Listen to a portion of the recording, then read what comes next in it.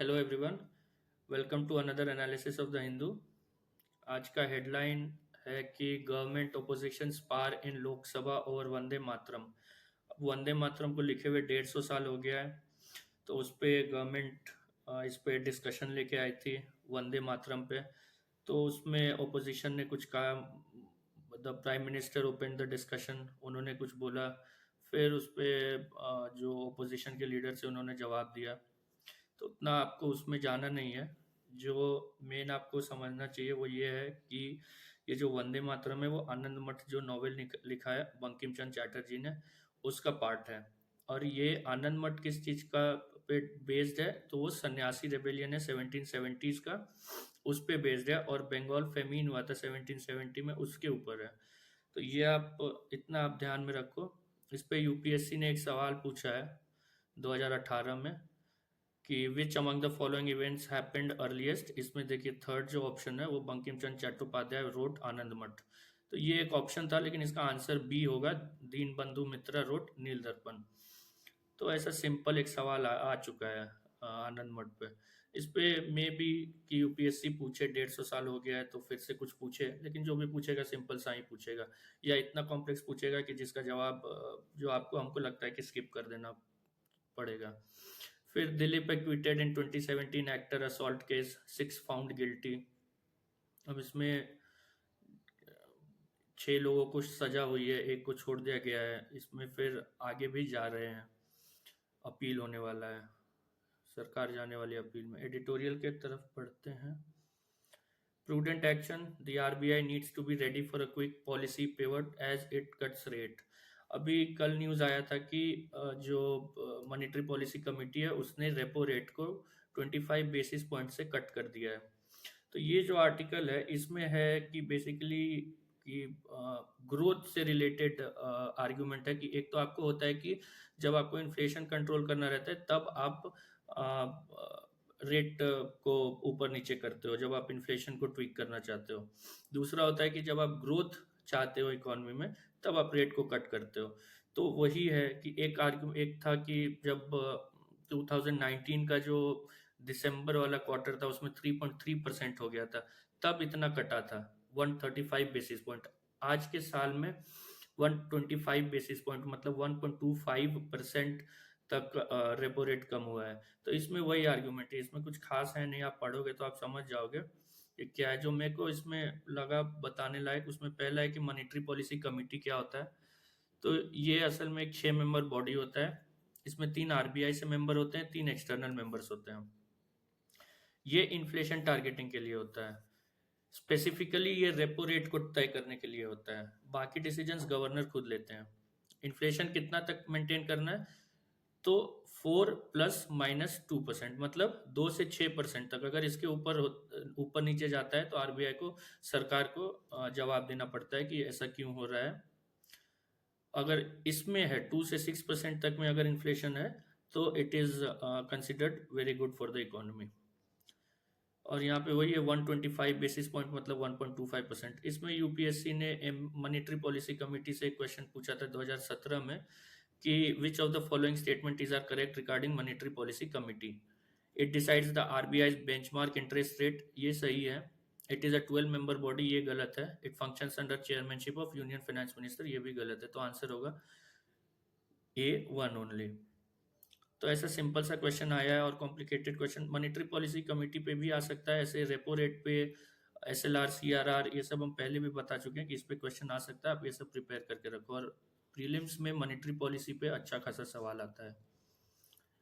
इसके अलावा नीचे अगर चलें, carceral culture prison manuals must mandate. अभी कुछ दिन पहले सुप्रीम कोर्ट का एक ऑब्जर्वेशन था कि जो स्पेशली एबल्ड जो प्रिजनर्स हैं उनके लिए, उनके खिलाफ डिस्क्रिमिनेशन ना हो। तो ये उसी पे है, उसमें कुछ खास है नहीं, बस एक जो लॉ है rights of person with disabilities act 2016, ये आप देख सकते हो। उसके अलावा ये जो है democracies paradox the chosen people of the state, ये है कि इंडिया में सिटीजन कैसे बनते हैं। मतलब the argument is basically that there is no way to ascertain whether somebody is citizen और नॉट। पासपोर्ट है या जो भी दूसरे डॉक्यूमेंट्स है, तो बोल रहे हैं कि वो फॉर्जरी से बन सकता है। अब जो भी, तो ये मेरे को उतना कुछ काम का नहीं लगा यूपीएससी से। The real story of India Russia summit, India Russia को 3-4 दिन से हम लोग बहुत कवर कर रहे हैं, तो इसको आप स्किप कर सकते हो। आपको पढ़ना है तो पढ़ सकते हो, लेकिन हम कवर नहीं कर रहे हैं। A new step in the dragon elephant tango, ये अभी चाइना के चाइनीज़ काउंसिल हैं कलकत्ता में, उनका आर्टिकल है कि इंडिया और चाइना कैसे साथ में काम कर सकते हैं, तो इसके ऊपर है। मेंस के पर्सपेक्टिव से आईआर में ये पेपर 2 में भी काम आ जाए।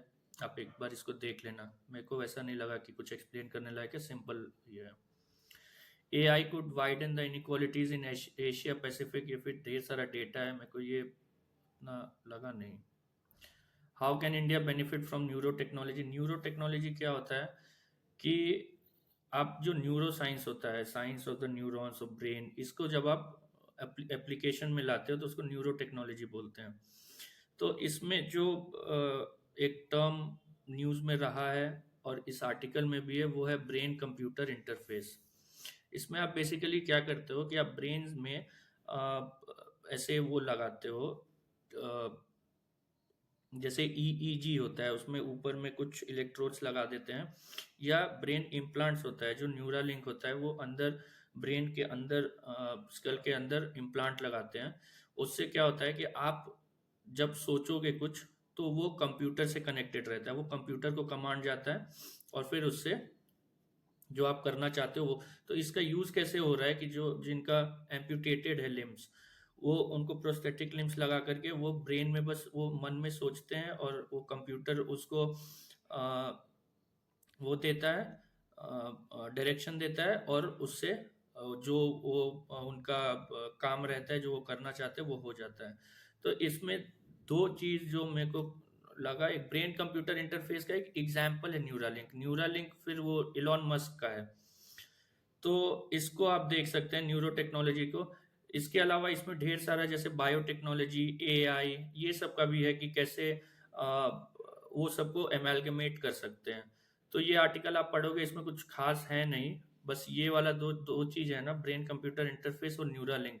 ये दोनों, क्योंकि न्यूरालिंक को एक एफडीए, यूएस का जो वो है, जो जैसे इंडिया में हर कंट्री में एक होता है जो ड्रग्स को एक बार आप ट्रायल, ह्यूमन ट्रायल को अलाउ करते हो, तो उसमें एक न्यूरालिंक को अलाउ किया एफडीए ने। उसमें वो चिप लगाते हैं और उसका एक वीडियो है यूट्यूब पे, जिसमें फॉर द फर्स्ट टाइम वो बंदा वो माइंड से कमांड देता है और चेस खेल रहा है। तो वो आप देख सकते हो वीडियो, अगर वो इंटरेस्टिंग वीडियो है। What is India post Dhruva framework, India post Dhruva framework, ये क्या है कि अभी हमारा क्या होता है कि हर घर का एक एड्रेस होता है, लेकिन अगर आप रूरल एरियाज में जाओगे तो वहाँ पे एड्रेस लिखना या एड्रेस बताना बहुत मुश्किल होता है। तो जो इंडिया पोस्ट, जो इंडियन पोस्टल डिपार्टमेंट है, वो दो इनिशिएटिव लेके आ रही है। पहला है ध्रुवा। ध्रुवा क्या है, तो ये एक डिजिटल एड्रेस है। क्या चीज से, तो जियो स्पेशियल डेटा, मतलब आपको हर जो लोकेशन है अर्थ पे, उसका एक लॉन्गिट्यूड लैटिट्यूड होता है, उसको बोलते हैं जियो स्पेशियल डेटा। तो इसको यूज करके हर जो लोकेशन है उसका एक डिजिटल एड्रेस क्रिएट किया जाएगा, और ये जो डिजिटल एड्रेस किया जाए क्रिएट होगा, इसको बोला जाएगा डिजी पिन। तो डिजी पिन कितने दूर में मिलेगा, तो 12 स्क्वायर मीटर्स का जो ब्लॉक होगा उसका एक यूनिक डिजिपिन होगा। जैसे अगर 12 स्क्वायर मीटर्स में दो घर अगर अगल बगल है तो उनका डिजिपिन एक ही होगा। ये 10 डिजिट अल्फा न्यूमरिक पिन है। अब यूपीएससी पूछ चुका है, पहले एक क्वेश्चन था जिसमें वो पूछा था किसी और चीज से लेके कि वो कितना अल्फा न्यूमरिक है या क्या है। तो ये सब जो फैक्ट है ना, छोटा मोटा, ये सब आप याद रख सकते हो कि अल्फा न्यूमरिक है या क्या है।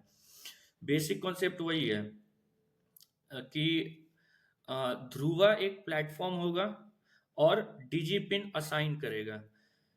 क्या है डिजिपिन, तो एक डिजिटल एड्रेस है, वो जियो स्पेशियल एड्रेस पे, जियो स्पेशियल डेटा पे बेस्ड है कि लैटिट्यूड लॉन्गिट्यूड, आपको उसमें कोई ये नहीं डालना है कि आप दिल्ली के इस एरिया के इस लोकेलिटी में रहते, नहीं, आप उसका कोऑर्डिनेट्स डालो, लॉन्गिट्यूड इतना है, लैटिट्यूड इतना है, और वो आपको एक डिजिपिन एलोकेट कर देगा।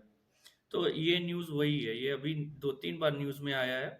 इससे यूपीएससी सवाल भी पूछ सकता है और प्रीलिम्स के लिए बहुत बढ़िया टॉपिक है ये।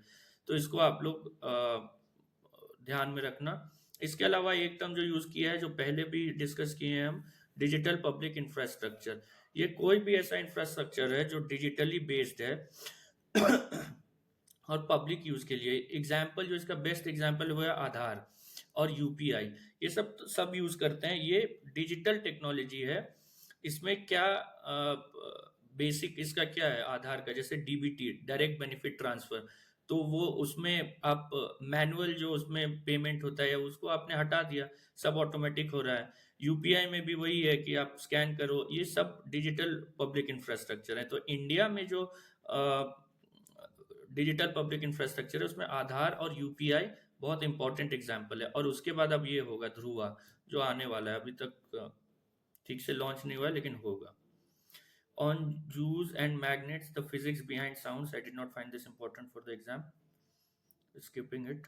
With police in hot pursuit. अब जो गोवा में जो जिनको गोवा में जो क्लब में आग लगा था उसके ओनर्स भाग गए हैं, उसके ऊपर है। Family struggle to come to terms with loss of loved ones. Same. Putin's India visit. China seeks stronger trilateral ties. अब चाइना इसको एक पॉजिटिव वे में देख रहा है। इंडिया रशिया जो अभी समिट हुआ है, इसमें बोल रहा है कि इंडिया, रशिया और चाइना जो है वो ग्लोबल साउथ में लीडर्स हैं। तो अब इंडिया को ध्यान रखना है कि चाइना तो कुछ भी कर सकता है। China is basically trying to build a bipolar world, जहाँ एक तरफ यूएस होगा, एक तरफ वो होगा, और एक यूनिपोलर एशिया जहाँ वो अकेला वो हेजेमोन होगा एशिया में। तो ये चीज़ आपको आप पढ़ सकते हो, छोटा सा आर्टिकल है, छोटा सा ये न्यूज़ है। Provide assurances that Indians won't be targeted selectively. अब ये तो ऐसा लगता है कि इंडियन गवर्नमेंट बैक कर रही है उसको, लेकिन ठीक है आप पढ़ो इसको। I did not find it important. Senior में फिर से सरेंडर कर रहे हैं माओइस्ट, ये तो अच्छी बात है, जो भी माओइस्ट है वो सरेंडर कर रहे हैं। एक्सटेंडिंग ऑलिव ब्रांच, मेटी एमएलए, ये आपको पता होगा मेटी और कुकी लोगों में बहुत झगड़ा हुआ है मणिपुर में। ये नॉर्थ ईस्ट इंसर्जेंसी में भी, सिक्योरिटी में भी, ये पेपर 3 के लिए बहुत इंपॉर्टेंट टॉपिक है, इसको आप लोग प्रिपेयर करके रखना। Renowned socialist leader, not important. Court extension, IA custody of 4 Delhi blast accused, not important. अब देखिए ये जो मिनिस्टर हैं वो इंडिगो को ब्लेम कर रहे हैं डिसरप्शन के लिए। लॉ ये लेके आए थे और उसके कारण इंडिगो, मतलब Indigo will blame the government, openly नहीं करेगा, और गवर्नमेंट बोलेगा कि इंडिगो का गलती है। तो ये अभी तक कुछ दिन तक चलेगा। ये न्यूज़ कल ही बोले थे, this is not important for exam. Delhi high court to hear plea on IndiGo crisis. अब हाई कोर्ट में मामला जा रहा है, वहां से अपील होकर सुप्रीम कोर्ट में भी जाएगा। IndiGo seeks more time to reply to DGCA notices, opposition slams. ये फिर वही है जो, ये बहुत भारी डिबेट हुआ है पार्लियामेंट में। नरेंद्र मोदी जो हैं वो ऐसा मतलब अपोजिशन पे बहुत इल्ज़ाम लगाए हैं, तो अपोजिशन भी उसी लेवल पे जा कर के काउंटर किया है। यूपीएससी के लिए इंपॉर्टेंट नहीं है, बस वो याद रखो वंदे मातरम जो है किस किताब में, आनंद मठ में। आनंद मठ किस चीज़ पे बेस्ड है, तो 1770 के फेमीन पे, और 1770s में जो सन्यासी रेबिलियन आप थोड़ा बहुत पढ़ सकते हो। Rajya Sabha clears bill to impose cess on pan masala. अब इसका नाम देखिए, हेल्थ सिक्योरिटी से national security cess bill. You can imagine what the government is. अच्छा नाम है। Bias against OBCs must be counted as caste discrimination, ये यूजीसी को एक रिकमेंडेशन है। Most parts of original Vande, इसमें नेहरू को बहुत ये लोग ब्लेम किए हैं, मोदी जी तो बहुत ज़्यादा, तो वही डिबेट चला है। Fire count gives a skewed picture of stubble burning. अब ये क्या बोल रहे हैं कि इन्होंने जो कोई एनालिस्ट थे उन्होंने क्या कोई बोला कि जो फॉरेस्ट ये जो स्टबल बर्निंग है उसका इंसिडेंट घट गया है। तो किसी ने सैटेलाइट डेटा से ये देखा कि जो एरिया है, नंबर तो घट गए हैं लेकिन एरिया भी घटा है क्या। तो वो बोल रहे हैं कि जो क्लेम कर रहे हैं कि 90% डिक्लाइन इन नंबर्स है, वो 30% ही डिक्लाइन इन एरिया है। तो basically it is related to air pollution in Delhi. आप उस हिसाब से आपको ये प्रिपेयर करना है। Australia New South Wales University to open campus in Bengaluru. Not important. Centre opposes petition by climate activist।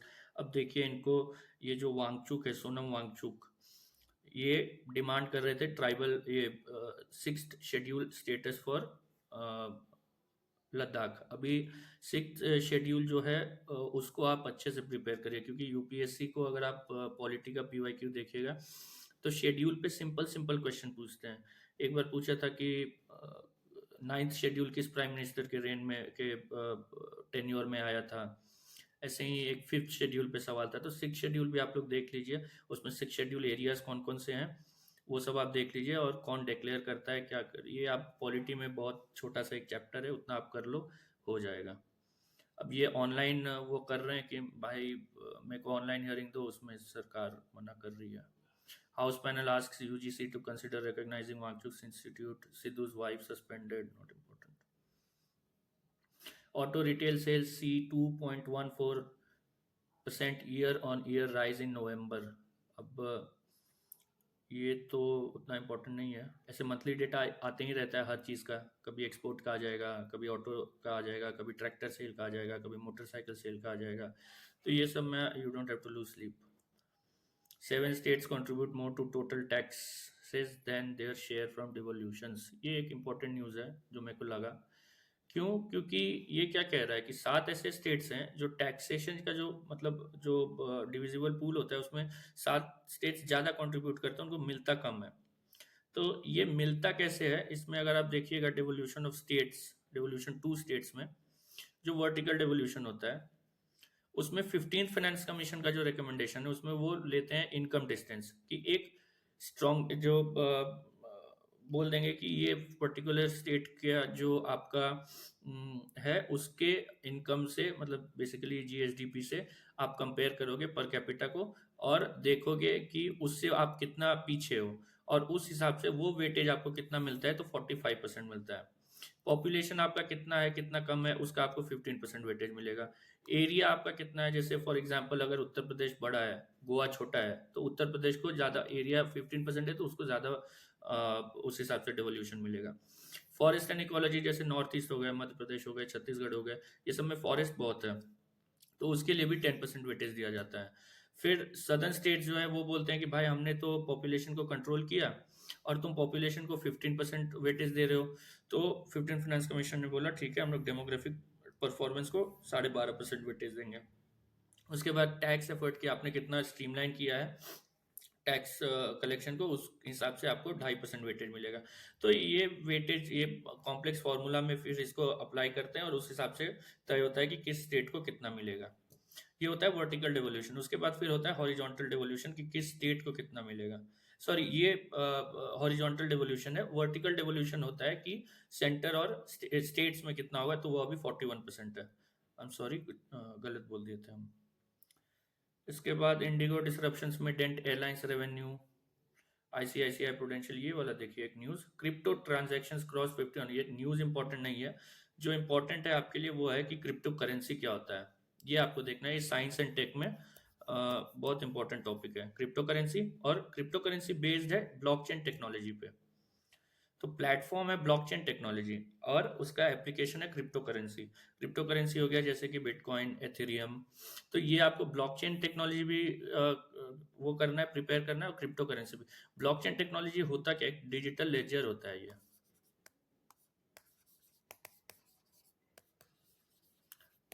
जैसे इसमें क्या होता है ना कि ढेर सारे, जैसे आपको एक ट्रांजैक्शन को लिखना है फॉर एग्जांपल, तो आप क्या करोगे, या तो आप कॉपी पेन लोगे, उसमें आप लिखोगे, उसको कोई भी काट छांट के कोई भी एडिट कर सकता है।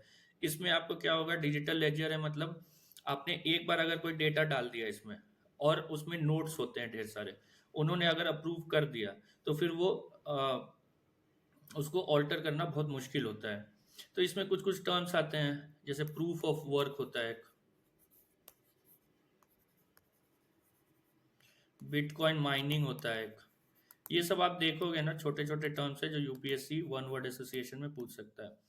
तो आप क्रिप्टो करेंसी से ज़्यादा बिटकॉइन, ब्लॉकचेन टेक्नोलॉजी को इस पे वो भी बेस्ड है। डिजिटल करेंसी जो लॉन्च करते हैं ढेर सारे कंट्रीज, इंडिया ने भी लॉन्च किया है, वो इसी पे बेस्ड होते हैं, ब्लॉकचेन टेक्नोलॉजी पे।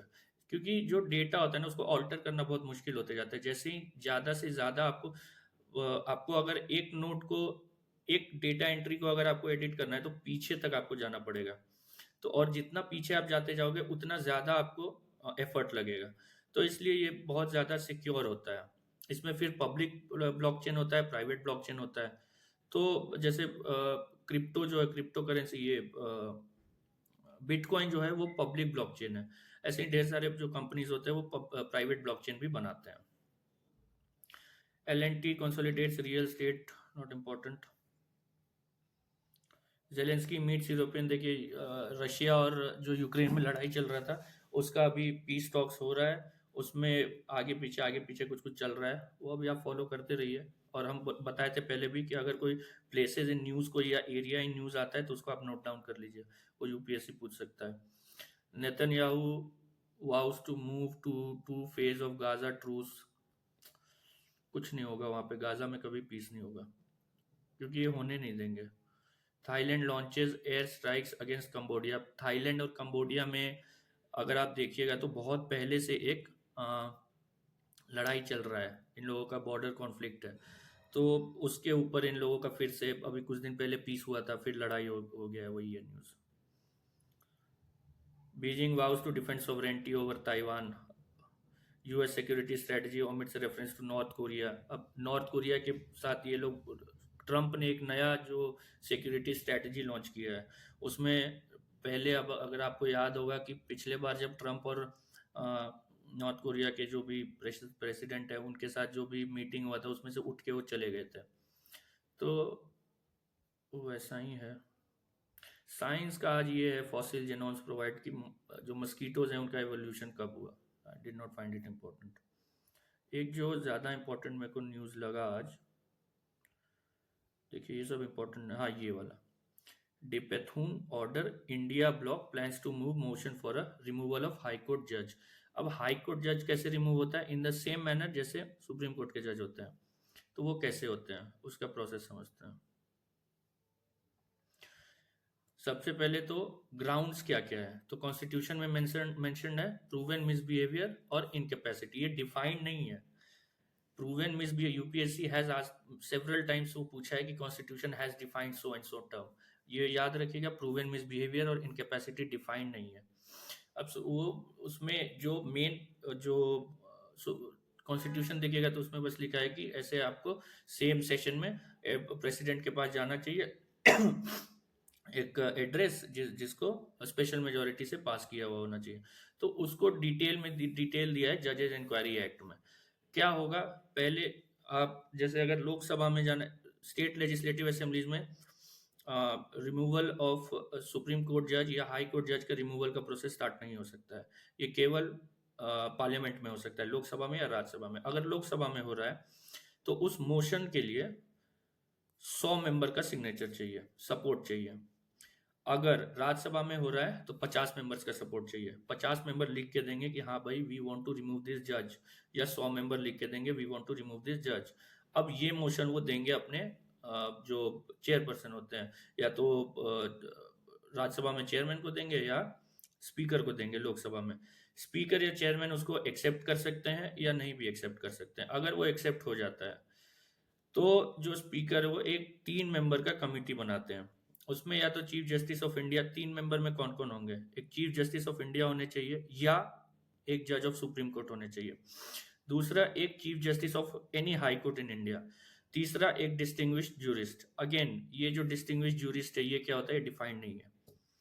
अब ये तीनों फिर देखेंगे, इसको इंक्वायर करेंगे, इन्वेस्टिगेट करेंगे। अगर जज गिल्टी होता है, पाया जाता है, तो ये मोशन वो हाउस में लिया जाएगा डिस्कशन के लिए। फॉर एग्जांपल अगर राज्यसभा में लिया गया तो 50 मेंबर्स ने साइन करके दे दिया चेयरमैन को कि सर हमको ये जो जज हैं इनको हटाना है। तो वो देखेंगे, वो बोलेंगे कि ठीक है इसको हम एडमिट करते हैं। फिर वो 3 मेंबर का कमेटी गठित करेंगे। उसके बाद उन लोगों ने देख लिया कि हाँ भाई ये तो गिल्टी है। उसके बाद फिर क्या होगा, तो हाउस उस मोशन को लेगा और उस पर वोटिंग होगा।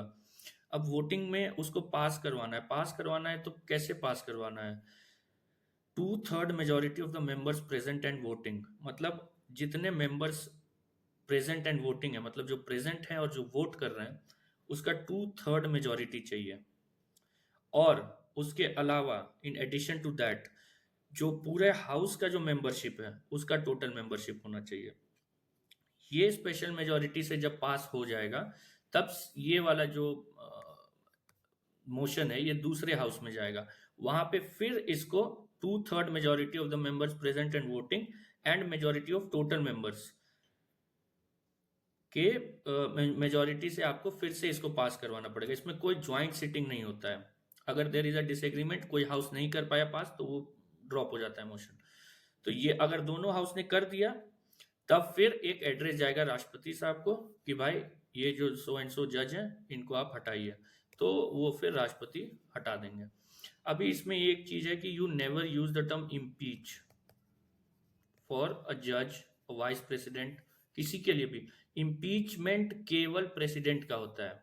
इसका कारण बताते हैं कि इंडिया में जितने भी जो बड़े बड़े कॉन्स्टिट्यूशनल पोस्ट हैं वो राष्ट्रपति अपॉइंट करते हैं, तो उनको रिमूव करते हैं राष्ट्रपति, लेकिन राष्ट्रपति को कोई अपॉइंट थोड़ी करता है। तो राष्ट्रपति के इम्पीच होते हैं, बाकी लोग रिमूव होते हैं। When you writing the answer, never use the term impeach for anybody other than the president. अब इसमें एक और है, उसमें इन द सेम सेशन, मतलब जैसे फॉर एग्जांपल सेशन चल रहा है, 15 दिन का सेशन है, और एक हाउस में तो पास हो गया, दूसरे हाउस में अब अगले बार अगर उसको फिर से पास कराना है, उस सेशन बीत गया और उसमें दोनों हाउस नहीं पास करा पाए, तो उसको फिर से स्टार्टिंग से करना पड़ेगा, फिर से दोनों हाउस को पास कराना पड़ेगा। उसी सेशन में दोनों हाउस में पास होना चाहिए 2/3 मेजोरिटी और ओवरऑल मेजोरिटी मेंबरशिप का मेजोरिटी, फिर राष्ट्रपति के पास जाएगा और तब वो रिमूव होंगे। ये पूरा प्रोसेस होगा तब एक सुप्रीम कोर्ट के जज या हाई कोर्ट के जज रिमूव होते हैं। सेम प्रोसेस है जैसे अगर स्टेट इलेक्शन कमीशन को हटाना है तो वो सेम प्रोसेस है। जैसे आंध्र प्रदेश में एक केस हुआ था, स्टेट इलेक्शन कमीशन को हटा दिया था, वो सुप्रीम कोर्ट चले गए कि भाई इनके पास अथॉरिटी ही नहीं है मेरे को हटाने का। सुप्रीम कोर्ट ने बोला हाँ सही बात है। तो ये आप ध्यान में रखिएगा। और ये हम नया स्टार्ट किए हैं, ट्राई किए हैं कि जो प्रीवियस ईयर क्वेश्चन है वो अगर आप लोगों को दिखा सकें। ये जितना भी प्रीवियस ईयर क्वेश्चन है जो प्री में मेरा है वो दिशा पब्लिकेशन का बुक है, उससे है। हम बता देते हैं कि बाद में कोई ये ना बोले कि प्रॉब्लम ना हो। Congress approaches CBI, these are not important, I went through them. Occupational safety, supreme court relax, regulate pyrogens. Pyrogens basically ये जो आग लगा है ना, पायरोगन्स कुछ वो पटाखा टाइप का होता है कुछ। आई डिड नॉट सर्च, आप अगर चाहो तो देख सकते हो, मेरे को इम्पोर्टेंट नहीं लगा। केरला गवर्नमेंट, देखो ये बोल रहे वो जो दिलीप जो भी एक्टर हैं इनको जो एक्विट हो गए हैं इनके खिलाफ अपील होगा। ED Dilip claims, these are not important.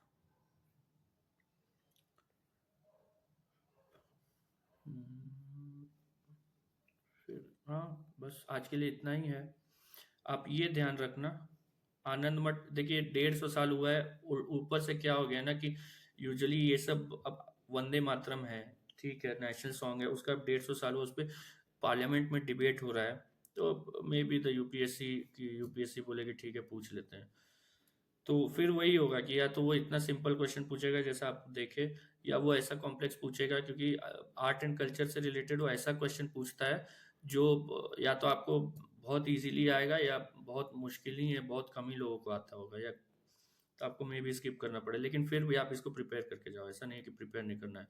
Repo rate अभी न्यूज़ में आया है, कट हुआ है, इसलिए एडिटोरियल भी है, आप उसको देखो। मॉनेटरी पॉलिसी कमेटी जो स्टॉक मार्केट है और सेबी ये सब, और जो इंटरनेशनल ट्रेड है, current account deficit, capital account deficit, ये सब क्या होता है, कैपिटल रिसीट क्या होता है, मतलब फिजिकल पॉलिसी में कैपिटल रिसीट क्या होता है, रेवेन्यू रिसीट क्या होता है, ये सब थोड़ा बहुत आप देख लोगे तो प्री में बहुत मदद मिलेगा। साइंस एंड टेक के लिए ये न्यूरो टेक्नोलॉजी ये वाला जो है ब्रेन कंप्यूटर इंटरफेस, ये बहुत है। आप सर्च करोगे गूगल पे या चैट जीपीटी पे, आप सर्च करो आपको मिल जाएगा। तो आज के लिए बस इतना ही। आप लोग मेरा चैनल को लाइक करो, अगर वीडियो को लाइक करो, चैनल को सब्सक्राइब करो, और मेरा मेल रहता है, आप लोग अगर चाहो तो ये भी, अगर कोई स्पेसिफिक वीडियो आप लोग चाहते हो कि किसी टॉपिक पे या किसी इशू पे हम बनाए तो आप लोग मेरे को मेल कर सकते हो, या टेलीग्राम चैनल है उसका भी लिंक रहता है, उसको ज्वाइन कर लो और उस पर मैसेज डाल देना कि ये वीडियो चाहिए तो हम बना करके डाल देंगे। ठीक है, थैंक यू।